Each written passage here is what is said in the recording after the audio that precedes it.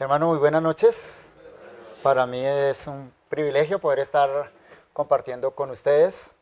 Ya dijo Michael mi nombre, Javier Martínez, soy pastor de la Iglesia Bíblica Reformada de Armenia y bueno, vamos a estar compartiendo 3 días alrededor del libro de Isaías, una tarea bastante amplia, ¿no?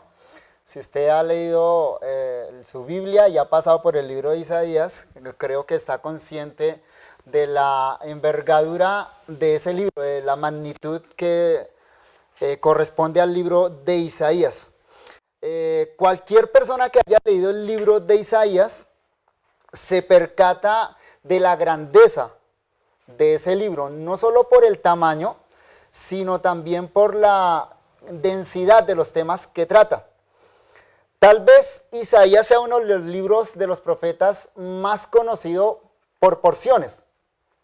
Es decir, conocemos partes de Isaías y son muy usadas, son citadas en el Nuevo Testamento, pero a la vez también debemos decir que Isaías es uno de los libros más ignorados del Antiguo Testamento. O sea, hay un desconocimiento acerca del libro, de la situación en la que el profeta predica, profetiza y de lo que el libro significó en su propio contexto.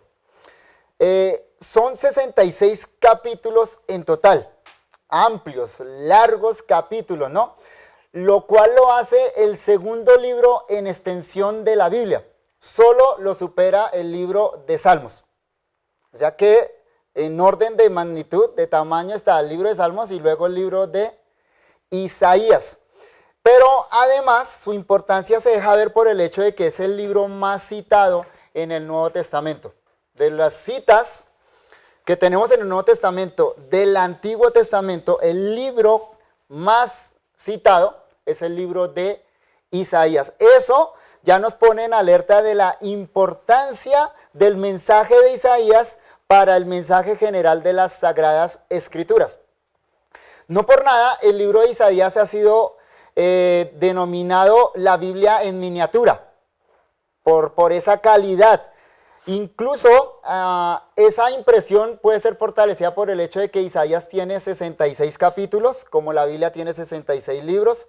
Las dos grandes divisiones de Isaías son capítulos 1 al 39, 39 capítulos en su parte inicial, y capítulo 40 al 66, 27 capítulos al final, coincidiendo con la división de la Biblia. Nuestra Biblia tiene 66 libros, 39 en el Antiguo, 27 en el Nuevo. No sé si eso sea casualidad, coincidencia, pero es un dato muy interesante acerca del libro de Isaías. A Isaías, el profeta, se le ha llamado el profeta evangélico. Varios comentaristas le dan este nombre. La razón es que su libro es una de las presentaciones más claras del evangelio en toda la Biblia. Podríamos decir que el libro de Isaías es el equivalente a Romanos en el Antiguo Testamento. El mensaje de Romanos que encontramos en el Nuevo Testamento, eso equivale a Isaías en el Antiguo Testamento. Su mensaje y la presentación de ese mensaje es tan claro que muchos han llegado al Evangelio por la lectura del libro de Isaías o por la predicación de un texto de Isaías, incluidos judíos leyendo su Antiguo Testamento, han sido inquietados hacia el Evangelio por la lectura del profeta Isaías. También, y quizá por esta última razón que yo daba, este es uno de los libros más comentados de la Biblia, tanto por liberales como conservadores. No sé si están al tanto de lo que es liberalismo teológico y conservadurismo teológico, ¿sí? Por las caras que veo, como que no mucho, no estoy hablando acá de política al decir liberales y conservadores, me estoy refiriendo a dos corrientes fuertes que hay dentro del cristianismo desde hace 3 siglos. Los conservadores son aquellos que tienen una perspectiva de la Biblia tradicional, la que siempre ha tenido la iglesia a través de sus 20 siglos, considerando la Biblia palabra de Dios, inspirada por Dios, asignándole a cada libro la autoría que la tradición le ha asignado. Entonces, para lo que estamos diciendo nosotros, para los conservadores, el libro de Isaías lo escribió Isaías. Eso suena muy básico, ¿no? Y pues ustedes dirán, ¿por qué me tiene que decir eso? Bueno, porque hay otra corriente que es la liberal, y con respecto a este libro después vamos a hablar bastante porque se ha escrito cantidad y cantidad acerca de esto. Para los liberales la Biblia es producto humano, solo literatura. Entonces emprenden un estudio netamente literario de la Biblia y llegan a conclusiones, por ejemplo, de que Isaías no fue escrito por Isaías, sino por varios Isaías. ¿Sí? Entonces esa es la corriente liberal dentro de la iglesia cristiana, es una corriente racionalista y antinaturalista. Todo lo que suene a contrario a lo que naturalmente vemos, entonces eso es descartado. Ahora, Isaías ha sido centro de atención tanto para liberales como para conservadores. Han escrito montones. Lamentablemente, la mayoría de los tomos y los mejores tomos de Isaías son escritos por liberales y no por conservadores. Incluso, ya dentro de lo que nosotros creemos la fe reformada, hay muy pocos comentarios de Isaías. No sé si ustedes conocen comentarios de Isaías o han leído algún comentario completo de Isaías. No comentarios del Antiguo Testamento donde comentan todo el Antiguo Testamento, sino un comentario de Isaías. Hay muy pocos, y si hablamos de español, pues muchos menos. En español hay bastantes de liberales, pero de conservadores muy pocos, y de reformados conozco uno que sacó Andamio hace poco en español, que sería el único que cumple ese requisito. Sin embargo, cuando miramos los tomos que se han escrito comentando el libro de Isaías, son muchos y gruesos. La mayoría de comentarios de Isaías superan las 500 hojas. Van anotando ahí, Michael, para las lecturas de los estudiantes. 500 hojas, hay comentarios de 700 hojas de Isaías. Eso nos hace ver la magnitud de lo que es comentar un libro como Isaías. Incluso hay comentarios dedicados solo a alguna sección de Isaías.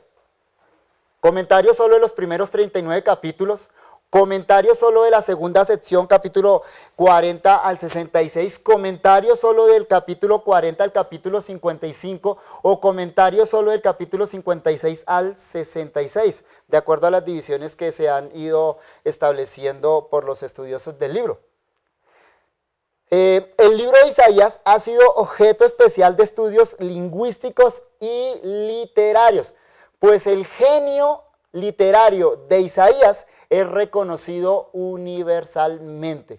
Universalmente Isaías es reconocido como uno de los más grandes escritores, por lo menos dentro de los liberales, los que consideran los primeros 39 capítulos como escritos por el profeta del siglo VIII. Claro, semejante grandeza no podía escapar al escrutinio de los mayores críticos del cristianismo ortodoxo y del escrutinio de los teólogos liberales, como les comenté anteriormente. Así las cosas, los ataques más fuertes al libro de Isaías han sido con relación a su unidad literaria y de autoría. Hecho que, como vamos a ver más adelante, se debe a la magnitud de la obra, 66 capítulos, pero también al largo ministerio del profeta del siglo VIII, 40 años de ministerio. Para que ustedes tengan un punto de referencia, el ministerio del apóstol Pablo fueron 20 años. Estamos hablando que el ministerio de Isaías fue por lo menos 40 años y escribió un tomo de 66 capítulos. Pero para la crítica del Antiguo Testamento, el libro de Isaías es producto por lo menos de 3 autores diferentes, con varias ediciones e interpolaciones a lo largo de varios siglos. Y como espero demostrar más adelante, eso simplemente es resultado de la magnitud de la obra de Isaías. Un hombre que empieza a profetizar a los 20 años y que termina su ministerio a los 60 años, ¿qué tanto puede cambiar en su manera de expresarse? Va a cambiar mucho, y tal vez eso, creo yo, sea la manera más sencilla pero verídica de entender las diferencias que hay al interior del libro. Los críticos también han hecho objeto y centro de su ataque las grandes profecías del libro. Porque si usted ha notado el libro de Isaías, lo ha leído, y creo que esto todos estamos muy al tanto, hay profecías que se adelantan décadas a los días de Isaías. Otras profecías se adelantan siglos, 2 siglos hacia el frente, pero hay profecías que se adelantan 5, 6 siglos. De hecho, la más famosa profecía de Isaías, ¿cuál es? Capítulo 53, ¿cierto? Se adelanta 5 siglos a la época de Isaías, del profeta del siglo VIII, ¿no? Ahora, esas profecías llenas de detalles y de precisión han hecho que los críticos de la Biblia, y particularmente el libro de Isaías, nieguen cualquier relación de esas profecías con el profeta del siglo VIII. ¿Por qué?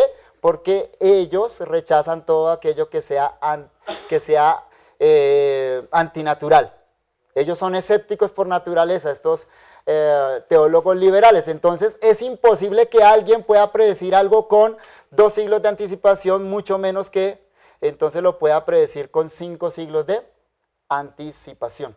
Por ejemplo, para el caso de Isaías 53, si usted le pregunta a un crítico liberal o le pregunta a un judío a qué se refiere Isaías 53, ellos van a decir que se refiere a la nación de Israel, que el siervo sufriente de Jehová es Israel a través de los siglos. Y esa es la respuesta que dan, ¿no? Entonces, eso para que vayamos notando qué tan importante es el libro de Isaías y qué ataques ha estado recibiendo en los últimos siglos. Ante tal panorama del libro de Isaías, en un curso de 15 horas, que es lo que pretendemos dar acá, solo podemos tratar asuntos introductorios. No podemos tomar el libro y exponerlo, imposible. Nos vamos a dedicar a los asuntos introductorios del libro, eso es lo que pretendemos hacer aquí. De manera que nuestro propósito es, por decirlo de alguna manera, sumergir al estudiante en el ambiente general del libro. Permítame decirlo de esta manera, es como si usted se diera un chapuzón en una piscina, que se meta en el libro y nadie un poco por el libro para que se empape del ambiente del libro, más que beber cada gota del libro, de la esencia del libro. Eso ni siquiera se ha podido hacer en todos los siglos de comentarios de Isaías. Queremos entonces proveer todos los detalles necesarios para un correcto acercamiento y una apropiada interpretación del libro de Isaías. Para tal fin, entonces, lo primero que haremos es dar una corta introducción a lo que es el profetismo hebreo y luego avanzaremos a los asuntos contextuales del libro y del profeta Isaías. Son varios detalles históricos, literarios, culturales, etcétera, necesarios para no desviarnos del propósito por el cual fue escrito este grandioso libro. De manera que eso entonces es lo que pretendemos hacer en este curso, dedicarnos más bien a aspectos de contexto, darles a ustedes herramientas para que luego se puedan acercar al profeta Isaías, a algunas de las secciones del profeta y puedan abordarlas, interpretarlas de una manera apropiada. Eso es lo que pretendemos hacer entonces en este curso. Comencemos inicialmente hablando del profetismo hebreo. Estamos hablando del profeta Isaías. El profeta Isaías hace parte de los libros proféticos del Antiguo Testamento. Hay 17 libros proféticos en nuestra Biblia en español. Para los judíos no son 17, son 14, no más, ¿cierto? Isaías hace parte de ese número de profetas y nosotros lo contamos como uno de los profetas mayores, uno de los 5 profetas mayores. La razón para que sea considerado un profeta mayor es simplemente su extensión, los capítulos. Por eso los judíos lo llamaban profeta mayor, era por la extensión, no porque su mensaje sea más importante que los otros, ¿sí? Pero eso quiere decir que Isaías, el libro hace parte de ese tomo de profetas, pero además Isaías, el personaje del siglo VIII, hace parte de una gran corriente del antiguo Israel que son los profetas, que comenzaron con Moisés, que empezaron a tomar una figura predominante en el pueblo israelita a partir de Samuel, ¿sí? Y que decantó finalmente en profetas que escribieron sus mensajes, que no solo los pronunciaron oralmente, sino que nos dejaron ese legado escrito. Porque Israel tuvo profetas que no dejaron legado escrito. Por ejemplo, famosísimos, Elías y Eliseo. Fueron profetas de Israel, pero ellos no dejaron un legado escrito. Entonces, Isaías hace parte de esa gran corriente del profetismo hebreo. Y no podemos entender bien a Isaías o su libro si no tenemos una comprensión adecuada de lo que es el profetismo al interior de la nación israelí. Y eso ha sido uno de los primeros tropiezos que hay en el entendimiento de Isaías o de cualquier libro profético del Antiguo Testamento. Una aproximación equivocada a lo que es ese fenómeno profético. La mayoría de nosotros entendemos profeta, profecía o profetismo simplemente con relación a vaticinar eventos o hablar de antemano de eventos. Y eso es una aproximación equivocada a lo que es el fenómeno de los profetas del Antiguo Testamento. El mayor enemigo en la interpretación del Antiguo Testamento ha sido la falta de comprensión entonces de ese fenómeno profético presente allá, tanto en el Antiguo Testamento como en la historia de Israel. Al igualar este fenómeno del profetismo en el Antiguo Testamento con el encontrado en las religiones paganas, se ha hecho decir a los profetas hebreos cosas que nunca fue su propósito comunicar. Y se les ha descrito a los profetas hebreos de una forma que no corresponde a su realidad. Aquí entonces las palabras divinas, las palabras de Dios, en la ocasión al llamamiento del gran profeta nos hacen una gran advertencia. Por favor, abra su Biblia en Isaías capítulo 6, versículos 9 al 10. Vamos a leer esos dos versos. Isaías capítulo 6, versículos 9 y 10. Dice así el texto: y dijo Dios, le dice esto a Isaías: anda y di a este pueblo, oíd bien y no entendáis, ved por cierto, mas no comprendáis. Engruesa el corazón de este pueblo y agrava sus oídos y ciega sus ojos para que no vean con sus ojos, ni oigan con sus oídos, ni su corazón entienda, ni se convierta y haya para él sanidad. Estas son palabras muy apropiadas para hacer una introducción a lo que es el profeta en el Antiguo Testamento. Note que aquí el profeta no tiene relación alguna con adelantarse a eventos futuros.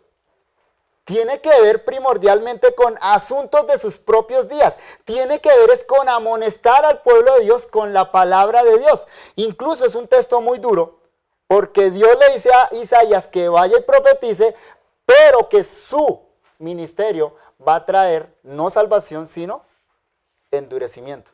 Esto ya nos pone en alerta a que quizá nosotros tengamos conceptos equivocados de lo que es el profeta, de lo que es la profecía en el Antiguo Testamento. ¿Qué es el profeta? Según el Antiguo Testamento. En esencia, el profeta era la boca de Dios. Eso es en esencia el profeta en el Antiguo Testamento. El texto que mejor lo explica es Éxodo capítulo 7. Vayamos allá, por favor. Éxodo capítulo 7, versículo 1 y 2.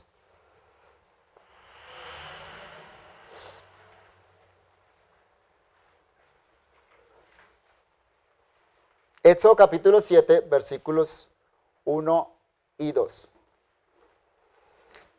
Jehová dijo a Moisés: mira, yo te he constituido Dios para Faraón, y tu hermano Aarón será tu profeta. ¿Notan la relación que Dios establece allá en ese texto?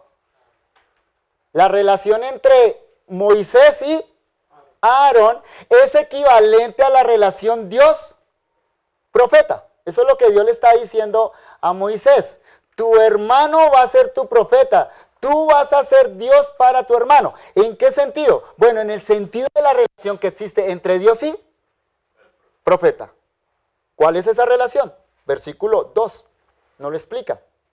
Tú, Moisés, dirás todas las cosas que yo te mande, y Aarón tu hermano hablará a Faraón para que deje ir de su tierra a los hijos de Israel. Es decir, ¿cuál es la función de Aarón con relación a Moisés? Es transmitir la palabra de Moisés a Aarón. Acá hay una sucesión, ¿no? Dios transmite su palabra a Moisés, ¿cierto? O sea, Moisés es el profeta de Dios, ¿cierto? Pero Moisés transmite su palabra ¿a quién? A Aarón. O sea, Aarón es el profeta de Moisés. Finalmente Aarón envía esa palabra profética al destinatario. En este caso el destinatario, ¿quién era? Faraón. Un mensaje claro y conciso: deja ir a mi pueblo. El mensaje tiene que ver con la circunstancia actual, con la circunstancia histórica de ese momento. Observen entonces cómo es que este texto nos está explicando el fenómeno profético. Por eso digo entonces que la definición básica que el Antiguo Testamento nos da de profeta es que el profeta es la boca de Dios. El profeta hablaba de parte de Dios al pueblo de Dios, primariamente al pueblo de Dios. Podía hablarle, como en el caso que leímos, a un rey pagano, pero era a favor del pueblo de Dios. En esa tarea se involucraba toda la realidad humana del profeta, de manera que en la mayoría de los casos la vida misma del profeta era un mensaje de Dios para el pueblo. Vamos a ver más adelante algunos casos de esos, cómo la vida misma del profeta era un mensaje para el pueblo. Pero el profeta no era un hombre abstraído de la realidad, no era un ermitaño, no era un místico en retiro monacal, que nada sabía de su época. A veces tenemos esa imagen, ¿no?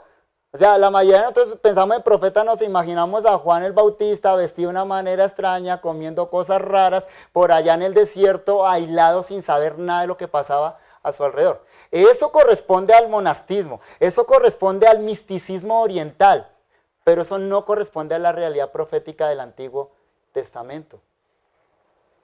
Más bien, el profeta era un gran conocedor de las circunstancias que lo rodeaban, nacionales e internacionales. Isaías en esto es increíble, el conocimiento que él tenía de la política nacional, interior de Israel, y de la política internacional, de todo lo que está sucediendo en el Medio Oriente, es impresionante.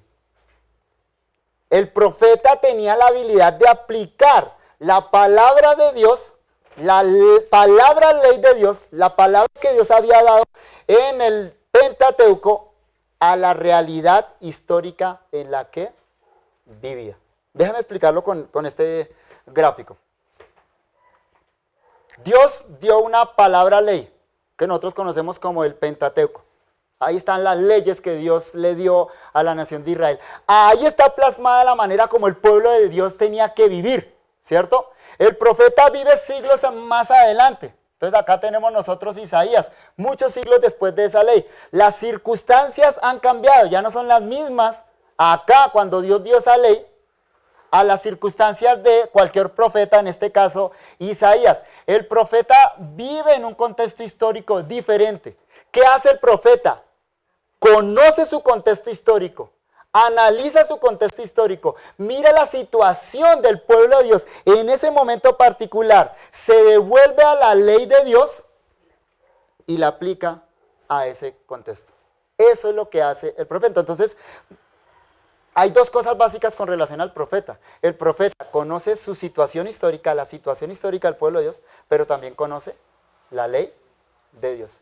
Y en ese conocimiento de esos dos factores, él hace una aplicación apropiada para el pueblo. De ahí surgen entonces amenazas y promesas. Y de esas amenazas y profetas, entonces surgen profecías que se adelantan a sus días. O sea, ¿qué va a suceder si el pueblo obedece? ¿Qué va a suceder si el pueblo no obedece? Ese es el fenómeno profético del Antiguo Testamento. Vamos a considerar brevemente entonces estos aspectos que acabo de mencionar. Primero, el profeta y su Dios. Segundo, el profeta y su personalidad. Tercero, el profeta y su familia. Cuarto, el profeta y su pueblo. Y quinto, el profeta y las naciones paganas. Repito para los que están tomando nota. Para analizar este fenómeno profético del Antiguo Testamento, vamos a considerar primero el profeta y su Dios. Segundo, el profeta y su personalidad, o él mismo, el profeta y él mismo. Tercero, el profeta y su familia. Cuarto, el profeta y su pueblo, o el pueblo de Dios. Y quinto, el profeta y las naciones paganas. Y vamos a considerar estos aspectos a la luz del relato de la vocación de Isaías, el relato del llamamiento oficial de Isaías al ministerio profético. ¿Recuerdan qué texto es ese? Isaías capítulo 6. Entonces, por favor, vayamos a Isaías capítulo 6.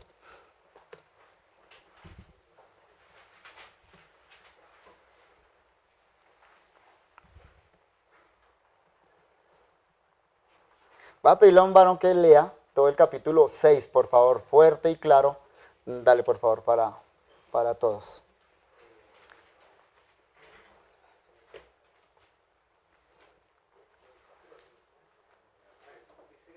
En el año que murió el rey Usías, vi yo al Señor sentado sobre un trono alto y sublime, y sus faldas llenaban el templo. Por encima de él había serafines, cada uno tenía 6 alas, con 2 cubrían sus rostros, con 2 cubrían sus pies, y con 2 volaban. Y el uno al otro daba voces diciendo: Santo, Santo, Santo, Jehová de los ejércitos, toda la tierra está llena de su gloria. Y los quiciales de las puertas se estremecieron con la voz del que clamaba, y la casa se llenó de humo. Entonces dije: ay de mí, que soy muerto, porque siendo hombre inmundo de labios, y habitando en medio de pueblo que tiene labios inmundos, han visto mis ojos al Rey, Jehová de los ejércitos. Y voló hacia mí uno de los serafines, teniendo en su mano un carbón encendido, tomado del altar con unas tenazas. Y tocando con él sobre mi boca, dijo: he aquí que esto tocó tus labios, y es quitada tu culpa y limpio tu pecado. Después oí la voz del Señor que decía: ¿a quién enviaré? ¿Y quién irá por nosotros? Entonces respondí yo: heme aquí, envíame a mí. Y dijo: anda, y di a este pueblo: oíd bien y no entendáis. Ved por cierto, mas no comprendáis.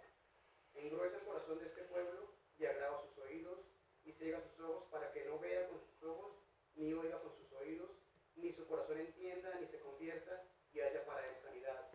Y yo dije: ¿hasta cuándo, Señor? Y respondió él: hasta que las ciudades estén asoladas y sin morador, y no haya hombre en las casas y la tierra esté hecha un desierto. Hasta que Jehová haya echado lejos a los hombres y multiplicado los lugares abandonados en medio de la tierra. Y si quedare aún en ella la 10ª parte, ésta volverá a ser destruida. Pero como el roble y la encina, que al ser cortados aún queda el tronco, así será el tronco la simiente sana. Gracias, hermana. Bueno, después nos vamos a acercar a este texto más detenidamente, pero inicialmente quiero que observen que este texto tiene 2 momentos, ¿no? Están señalados ahí en párrafos, en la mayoría de las Biblias, ¿no?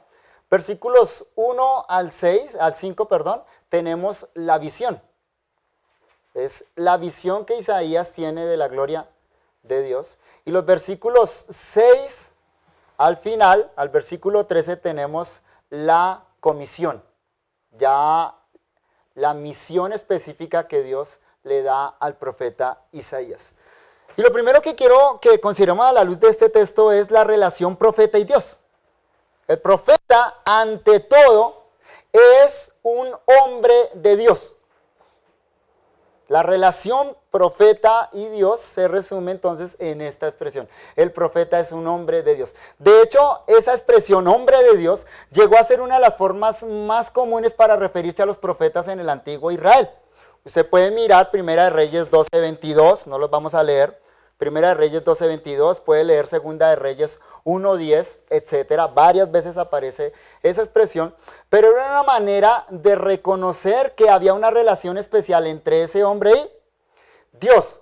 El profeta es un llamado por Dios en función del pueblo elegido de Dios. El versículo 8 de nuestro texto dice así: después oí la voz del Señor que decía: ¿a quién enviaré y quién irá por nosotros? Entonces respondí yo, heme aquí, envíame a mí. Es Dios quien llama al profeta y el profeta responde a ese llamado, pero es un llamado a favor del pueblo de Dios, porque la pregunta de Dios es, ¿quién irá por nosotros? O sea, ir al pueblo de Israel. Esta relación Dios-profeta es tan estrecha en realidad, que en muchos casos no es fácil discernir quién habla. A veces pasa que usted está leyendo los profetas y usted no sabe si el que está hablando allá es el profeta o es Dios. Eso muestra que es una relación muy estrecha entre los dos. La palabra del profeta es la palabra de Dios. Y Dios da su palabra al pueblo a través del profeta. Esa es la relación estrecha entre los dos. Por ejemplo, es muy común encontrar en los profetas expresiones como estas: vino a mí palabra de Jehová. O sea que el profeta se para es para hablar la palabra de Jehová. O expresiones como Jehová dice así. Noten que es el profeta que está hablando, pero cuando habla el profeta, ¿quién está hablando? Dios, porque el profeta es la boca de Dios. O otra que es muy común es dicho de Jehová, 2 puntos. Ese tipo de expresiones indican la relación estrecha entonces que hay entre Dios y el profeta. Amós capítulo 3, versículo 7, dice lo siguiente: porque no hará nada Jehová el Señor sin que revele su secreto a sus siervos los profetas. Si el león ruge, ¿quién no temerá? Si habla Jehová el Señor, ¿quién no profetizará? Interesantes esas palabras del profeta Amós, ¿no? O sea, si Dios habla, ¿qué hace el profeta? Habla. Imposible callarse. Desobedecer entonces o menospreciar la palabra profética era despreciar o rechazar a Dios mismo. Esa era la gravedad entonces de rechazar al profeta. Por eso cada vez que un profeta se levantaba y decía, así dice el Señor, el pueblo inmediatamente abría sus oídos. Porque aunque era un hombre el que estaba proclamando eso, ese hombre estaba hablando de parte de Dios. La palabra de ese hombre era la palabra de ¿quién? La palabra de Dios. Dice Isaías 66:2, con relación a esta unión estrecha entre la palabra de Dios y la palabra del profeta. Isaías 66:2 dice, mi mano hizo todas estas cosas, y así todas estas cosas fueron, dice Jehová. Pero miraré a aquel que es pobre y humilde de espíritu, y que tiembla a mí palabra. ¿Quién está diciendo esto? ¿Pero por la boca de quién? De Isaías. Entonces, temblar a la palabra de Dios en este contexto, y si usted lee todo el capítulo, va a notar que es así. Temblar a la palabra de Dios es hacer caso a lo que el profeta está diciendo. Y Dios dice ahí que el que escucha su palabra a través del profeta es considerado alguien pobre y humilde de espíritu.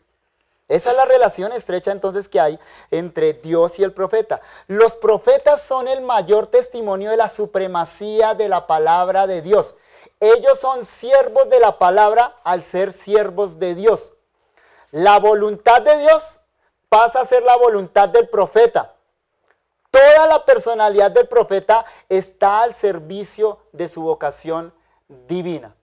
En palabras de Jeremías capítulo 20, versículos 7 al 12. Jeremías 20, 7 al 12.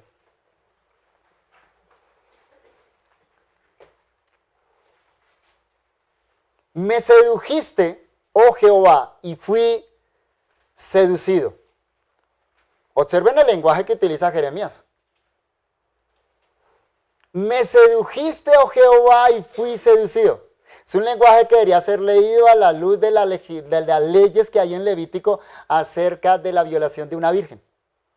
Me sedujiste, oh Jehová, y fui seducido. Más fuerte fuiste que yo y me venciste. Cada día he sido escarnecido, cada cual se burla de mí, porque cuantas veces hablo, doy voces y grito. Violencia y destrucción, porque la palabra de Jehová me ha sido para afrenta y escarnio cada día. Y dije, no me acordaré más de él, ni hablaré más en su nombre. ¿Ven lo que está diciendo Jeremías? No obstante, dice, había en mi corazón como un fuego ardiente metido en mis huesos. Traté de sufrirlo y no pude. Increíble esas palabras de Jeremías. Esa era la realidad entonces de la relación profeta y Dios. Si Dios habla, el profeta, ¿qué hace? Habla. Jeremías trató de callar. Dice él, no pude. Un profeta, como vemos en el caso de Isaías, un profeta no se llama a sí mismo. Note muy bien que en el caso de Isaías capítulo 6, no es que Isaías le dice a Dios, Dios, aquí estoy, ¿qué quieres que haga por ti? No es el profeta el que se llama a sí mismo, es Jehová el Señor, el soberano del universo, quien llama y comisiona al profeta. La iniciativa comienza en Dios. Es Dios el que dice en Isaías 6:8, ¿a quién enviaré y quién irá por nosotros? Al llamado divino, ahí sí entonces aparece la respuesta del profeta, heme aquí, envíame a mí. Repito entonces, el profeta no se llama a sí mismo, es Jehová el Señor, el soberano del universo, el que llama y comisiona al profeta. Y de ese hecho, entonces se desprende la autoridad con la que el profeta habla al pueblo. El profeta habla con la autoridad que proviene del llamamiento divino. En virtud de ese llamamiento divino, este varón de Dios se puede parar delante del pueblo de Dios y demandar ser oído y obedecido. Isaías capítulo 8, versículo 9, por ejemplo.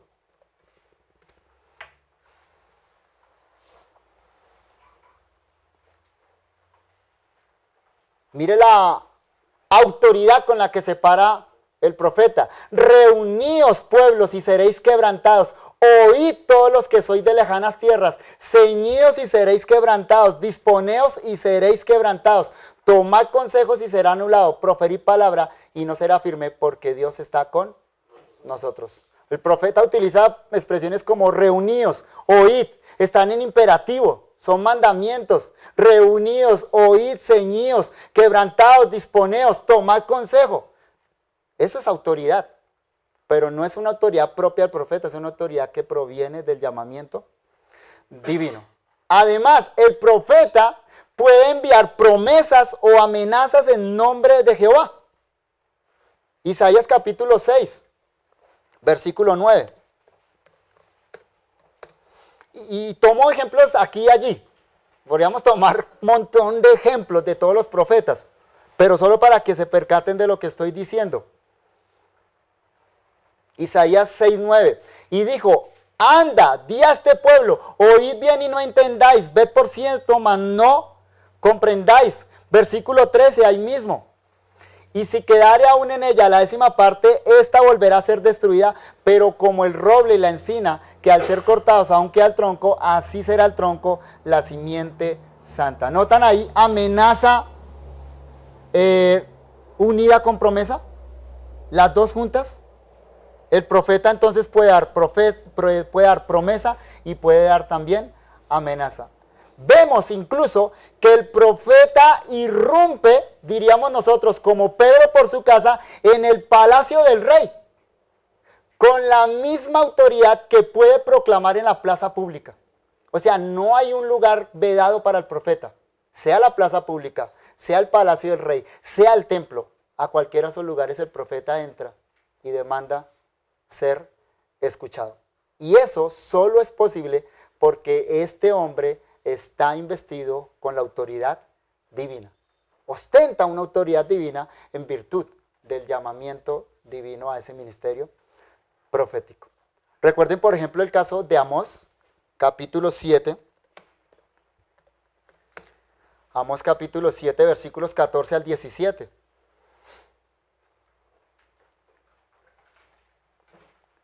Amós capítulo 7, versículo 14 al 17. Entonces respondió Amós y dijo a Amasías. ¿Por qué? Porque Amasías le dijo, vete acá. Mire el versículo 12. Y Amasías dijo a Amós, vidente, vete, huye a tierra de Judá. Bueno, él era Judá y estaba profetizando, era en Samaria, al norte. Y entonces este hombre le dice, vete a tu tierra, vete a tierra de Judá, come allí tu pan y profetiza allá. Y no profetices más en Betel porque es santuario del rey y capital del reino. Bueno, ¿cuál es la respuesta de Amós? Amasías. Amasías era el enviado del rey. La respuesta de Amós es esta. Entonces Amós respondió y dijo a Amasías, no soy profeta ni soy hijo de profeta, sino que soy boyero y recojo higos silvestres. O sea, no pertenecía al círculo oficial de los profetas. Pero Dios lo llamó a ser profeta. Y Jehová me tomó de detrás del ganado y me dijo, ve y profetiza a mi pueblo Israel. Ahora pues, esta es la respuesta de Amós. Ahora pues, oye palabra de Jehová. Tú dices, no profetices contra Israel, ni hables contra la casa de Isaac. Por tanto, así ha dicho Jehová, tu mujer, mire la autoridad con la que habla, tu mujer será ramera en medio de la ciudad, y tus hijos y tus hijas caerán a espada, y tu tierra será repartida por suertes, y tú morirás en tierra inmunda, e Israel será llevado cautivo lejos de su tierra. ¿Quién puede hablar con esa autoridad? Solo un profeta investido con la autoridad divina, en virtud del llamamiento divino. Finalmente, es una vocación que supera la ineptitud y la falta de idoneidad del profeta. En el caso de Isaías, leímos el texto. ¿Qué es lo que Isaías le replica a Dios? ¿Recuerdan cuál es la sensación de ineptitud que tiene Isaías? Es, yo soy hombre de labios inmundos y habito en medio de un pueblo de labios inmundos. ¿Qué hace Dios ante la declaración de falta de idoneidad del profeta? Dios lo purifica. Envía un ángel que toca con algo ardiente los labios del profeta y de esa manera lo santifica. O recuerden el caso de Jeremías capítulo 1 versículos 7 y 8. Allá en Jeremías, la respuesta de Jeremías ante la vocación divina es, Señor, soy un niño. Ahí no es de falta de idoneidad, es de ineptitud. Soy un niño, no estoy capacitado para esa tarea. La respuesta de Dios a Jeremías, ¿cuál es? No digas que soy niño, a lo que te mande, irás. De manera que esa vocación, ese llamamiento divino supera, bien sea la ineptitud o la falta de idoneidad del profeta. Dios usa al profeta superando su personalidad y su humanidad, porque la palabra de Jehová debe cumplir el propósito divino. Mi palabra, dice Dios en Isaías capítulo 55, 11, mi palabra no volverá a mí vacía, pero es a través del profeta.